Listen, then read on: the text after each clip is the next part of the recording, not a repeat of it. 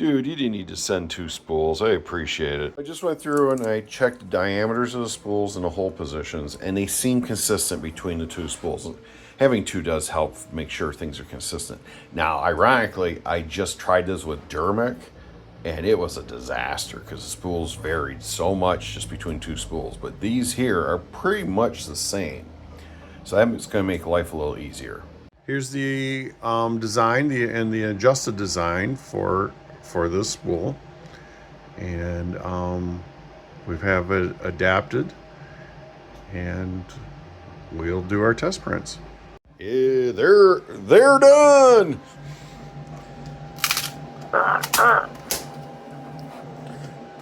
Oh, love that sound.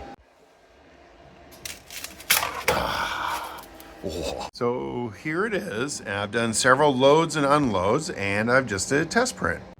So I did my little hinge cube. I like doing this for my test prints, and it's very clean and smooth. Very happy with that. So ignore my finish on here. I gotta adjust my baby on there a little bit, but here is the adjusted version, and it's just bending a little bit. Something's not square, but it fits in the AMS well, and it seems to be working good.